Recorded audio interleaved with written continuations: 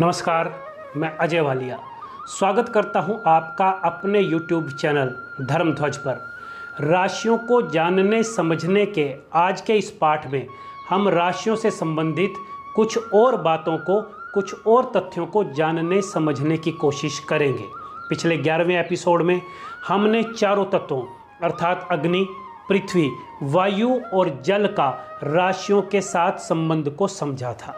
पिछले एपिसोड में हमने ये भी समझा था कि जब संपूर्ण ब्रह्मांड और मानव शरीर पंच तत्वों से मिलकर बना हुआ है तो इसके अंदर अर्थात राशियों के साथ संबंध में केवल 4 तत्वों को ही क्यों लिया गया है और इसमें आकाश को क्यों छोड़ दिया गया है। इसके अलावा हमने तत्वों के आधार पर किए गए राशियों के वर्गीकरण का संबंध स्वभाव के आधार पर किए गए राशियों के वर्गीकरण अर्थात चर, अचर और द्विस्वभाव राशि के साथ भी जाना था और सम विषम राशियों के साथ भी समझा था।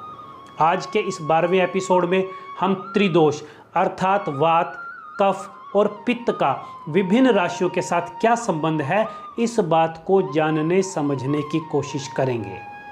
वैसे ये बात तो हमको पता ही है कि त्रिदोष का ये विषय आयुर्वेद से जुड़ा हुआ है और ये तीनों ही दोष अर्थात वात, कफ और पित्त मानव शरीर की प्रकृति को, मानव शरीर के स्वास्थ्य को, व्यक्तित्व को और रोगों के निदान अर्थात डायग्नोज को और उसके बाद उसके इलाज यानी कि ट्रीटमेंट को बताते हैं। लेकिन क्योंकि ज्योतिष को एक संपूर्ण शास्त्र माना गया है, इसलिए ज्योतिष शास्त्र की एक शाखा चिकित्सा ज्योतिष अर्थात मेडिकल एस्ट्रोलॉजी भी है। इसलिए ज्योतिष में भी त्रिदोषों के आधार पर व्यक्ति अर्थात जातक की शारीरिक और मानसिक अवस्था को समझने, जातक के स्वास्थ्य और उसके संभावित रोगों की भविष्यवाणी करने और उपचार संबंधी सुझावों के लिए इस्तेमाल किया जाता रहा है।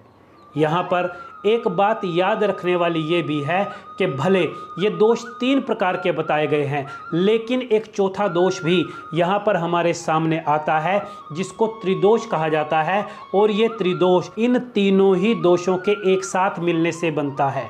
अर्थात जब जातक में पित्त, वात और कफ तीनों की प्रवृत्ति का एक साथ समावेश हो जाए तो उसको त्रिदोष कहा जाता है। ये तीनों दोष शरीर की मूल ऊर्जा को दर्शाते हैं।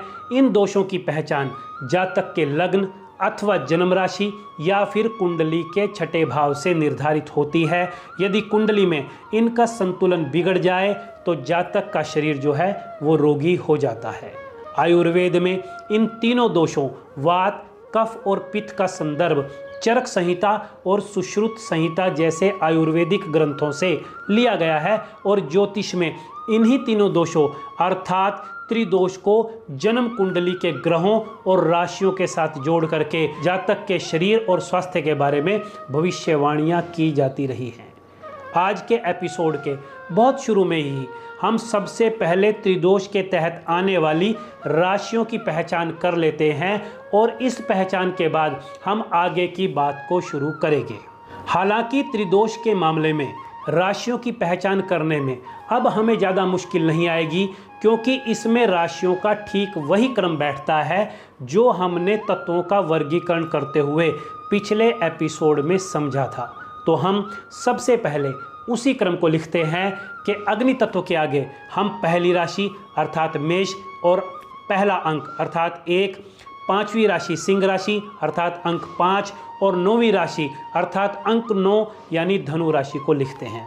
इसके बाद हम पृथ्वी तत्व लिखते हुए दूसरी राशि वृष राशि को, छठी राशि कन्या राशि को और 10वीं राशि मकर राशि को लिखते हैं।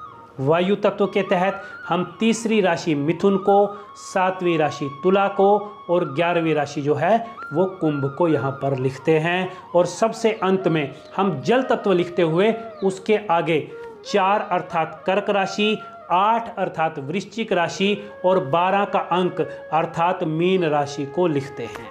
अब इसके बाद हमने ये बात याद रखनी है कि अग्नि तत्व की राशियाँ ही पित्त दोष प्रधान राशियां मानी गई है। अर्थात पहली राशि मेष, 5वीं राशि सिंह और 9वीं राशि धनु जो हैं वो पित्त दोष की राशियां कही गई हैं। इसके बाद पृथ्वी तत्व की राशियों को वात दोष की राशियां या वायु दोष की राशियां माना गया है। इसलिए इसमें दूसरी राशि वृष राशि, छठी राशि अर्थात कन्या राशि और 10वीं राशि यानी मकर राशि को लिया गया है। वायु तत्व की राशियों को त्रिदोष वाली राशियां माना गया है, यानी त्रिदोष राशियों में पित्त, वात और कफ तीनों ही दोषों का सामूहिक समावेश माना गया है। त्रिदोष में तीसरी राशि मिथुन, 7वीं राशि तुला और 11वीं राशि कुंभ को लिया गया है। अब यहाँ पर हमें एक बहुत जरूरी बात ये ध्यान रखनी है कि त्रिदोष में हमने वायु तत्व की राशियाँ अर्थात तीसरी राशि मिथुन, 7वीं राशि तुला और 11वीं राशि कुंभ को लिया है, जबकि वायु दोष या वात दोष की राशियों में हमने पृथ्वी तत्व की राशियों अर्थात दूसरी राशि वृष को, छठी राशि कन्या को और 10वीं राशि मकर को लिया है।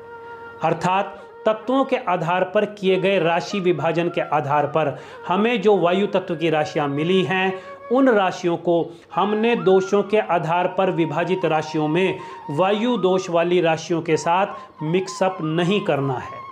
कुल मिलाकर कहने का भाव ये है कि वायु तत्व और वायु दोष की राशियों को अलग अलग रखकर ही समझना है और इस बात का हमने पूरा ध्यान रखना है। अब अंत में हमने जल तत्व की राशियों को ही कफ दोष वाली राशियों के तौर पर याद करना है, यानी चौथी राशि कर्क, 8वीं राशि वृश्चिक और 12वीं राशि मीन, जिसे हमने जल तत्व की राशियां कहा है, वही राशियां जो हैं कफ दोष वाली राशियां मानी गई है। यहाँ एक और ध्यान रखने वाली बात ये जरूर है कि भले पिछले एपिसोड में हमने राशियों का वर्गीकरण करते हुए जब तत्वों को लिया था तो वहाँ पर हमने केवल 4 तत्वों को लिया था और आकाश को छोड़ दिया था, लेकिन यहाँ त्रिदोष के विषय को समझने में हमने 5 तत्वों को ही लेना है, क्योंकि त्रिदोष का निर्माण मानव शरीर में होता है और मानव शरीर जो है वो 5 महाभूतों यानी 5 तत्वों अग्नि, पृथ्वी, वायु, जल और आकाश से मिलकर ही बना है, यानी यहाँ पर आकाश तत्व को भी याद रखना है। अब इस विषय को हम थोड़ा सा विस्तार देते हुए समझते हैं कि पित्त दोष के निर्माण में अग्नि और जल तत्वों की प्रधानता होती है। सूर्य, मंगल और केतु ग्रह पित्त दोष को देने वाले ग्रह माने गए हैं और जैसा कि हमने पहले भी बताया कि मेष, सिंह और धनु राशि को पित्त दोष प्रधान राशियां माना गया है। रोगों के मामले में पित्त विकार, अम्ल पित्त और अल्सर जो है वो पित्त दोष के कारण होता है। बीपी का बढ़ना, जलन, लालिमा यानी रेडिशनेस और त्वचा पर दाने पित्त दोष के कारण ही होते हैं। पित्त दोष वाले जातक क्योंकि अग्नि तत्व की राशि वाले ही होते हैं, इसलिए ये लोग ऊर्जावान यानी एनर्जेटिक, महत्वाकांक्षी यानी हाईली एम्बिशियस और नेतृत्वकारी यानी लीडरशिप का गुण लिए हुए तो होते हैं, लेकिन ये लोग क्रोधी, अधीर और प्रतिस्पर्धी स्वभाव के भी होते हैं। पित्त दोष का जीवन पर पड़ने वाला प्रभाव ये होता है कि ये पद प्रतिष्ठा की चाह रखने वाले अति महत्वाकांक्षी लोग अपने अंदर परिश्रम का और संघर्ष यानी स्ट्रगल का एक बड़ा मादा रखते हैं। इनकी निर्णय क्षमता यानी डिसीजन टेकिंग पावर भी तेज होती है, लेकिन कई बार ये लोग गुस्से में अपना नुकसान करा बैठते हैं। वात दोष के निर्माण में वायु और आकाश तत्व शामिल होते हैं।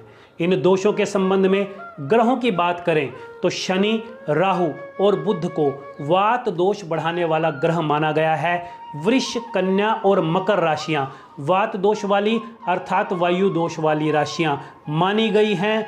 रोगों की बात करें तो जोड़ों का यानी जॉइंट्स का पेन, नसों का दर्द, कब्ज, गैस और पेट में असुविधा, नींद में कमी, हाथ और पांवों का सूखापन जो है वो वात दोष की देन कहा जाता है। वात दोष प्रभावित जातकों का स्वभाव बेचैनी भरा यानी रेस्टलेसनेस उन पर दिखाई देती है। ये लोग जल्दी घबराने वाले, पैनिक में आने वाले और परिवर्तनशील माने गए हैं। ये लोग कल्पनाशील होते हैं, अस्थिर स्वभाव के और निर्णय लेने में कठिनाई महसूस करते हुए देखे गए हैं। वात दोष के जातकों का करियर अस्थिरता वाला देखा गया है। ये लोग निर्णय न लेने के चलते अक्सर अवसरों को चूकते हुए देखे गए हैं। ये लोग अक्सर अत्यधिक चिंता और मानसिक बेचैनी यानी फिकल माइंडनेस के भी शिकार देखे गए हैं। तीसरा दोष त्रिदोष, जिसे पित्त, वात और कफ तीनों का सामूहिक रूप कहा गया है। इस दोष में वायु, अग्नि, पृथ्वी, जल और आकाश अर्थात पांचों ही तत्वों की प्रधानता कही गई है। शनि, मंगल तथा चंद्र और बृहस्पति का पाप योग जो है वो त्रिदोष में शामिल होता है। मिथुन, तुला और कुंभ त्रिदोष वाली राशियां मानी गई हैं। त्रिदोष होने पर जातक बार बार बीमार पड़ता है और उसे एक साथ पाचन यानी कि डाइजेशन के, श्वसन यानी एस्पिरेटरी और स्नायु रोग हो जाते हैं। एक बार रोगी होने पर जातक जो है वो लंबे समय तक बीमार रहता है। त्रिदोष प्रभावित जातकों के स्वभाव में मानसिक चंचलता, द्वंद्व और असंतुलन देखा गया है। इस कारण ये लोग कभी कभी तो बेहद एनर्जेटिक, बहुत ज़्यादा ऊर्जावान, कभी बेहद आलसी तो कभी बेहद अस्थिर नजर आते हैं। त्रिदोष के चलते इन जातकों के स्वभाव, करियर और संबंधों यानी रिलेशनशिप में हमेशा अस्थिरता देखने को मिलती है। इसके अलावा क्योंकि इन्हें अपने साधारण से साधारण कामों में भी रुकावटों का सामना करना पड़ता है, इस कारण इनका आत्मविश्वास जो है वो ज़्यादा मजबूत नहीं होता है। इसी प्रकार कफ दोष का संबंध जल और पृथ्वी तत्व से माना गया है। चंद्रमा, बृहस्पति और शुक्र के साथ इन दोषों का संबंध है। कर्क, वृश्चिक और मीन राशि जो है वो कफ दोष वाली राशियां मानी गई हैं। कफ दोष जो है वो मोटापे को और सर्दी जुकाम को देने वाला कहा गया है। श्वसन तंत्र की समस्याएं और बलगम आदि का अधिक बनना भी कफ दोष के अंतर्गत आता है। ये दोष थकान और सुस्ती को देने वाला कहा गया है। कफ दोष वाले लोग करुणाशील होते हैं, स्थिर स्वभाव वाले होते हैं और धैर्यवान होते हैं। ये लोग भरोसेमंद होते हैं, लेकिन इन पर भी कभी कभी आलस हावी होते हुए देखा गया है।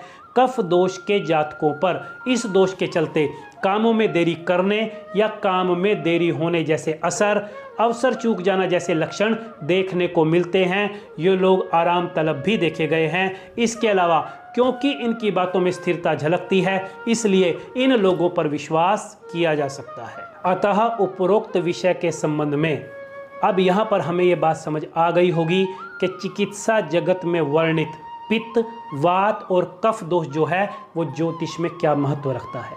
हमें आज ये भी जानकारी मिली है कि कौन कौन सी राशि किस किस दोष से प्रभावित मानी गई है। इसके अलावा हमें ये संबंध भी पता चल गया है कि तत्वों के आधार पर वर्णित राशियों का दोषों के आधार पर वर्णित राशियों के साथ क्या संबंध है। तो आज के लिए इस एपिसोड में इतना ही। राशियों को जानने समझने का यह सफ़र अभी अगले 1-2 एपिसोड में और जारी रहेगा, लेकिन फिलहाल के लिए आज्ञा दीजिएगा।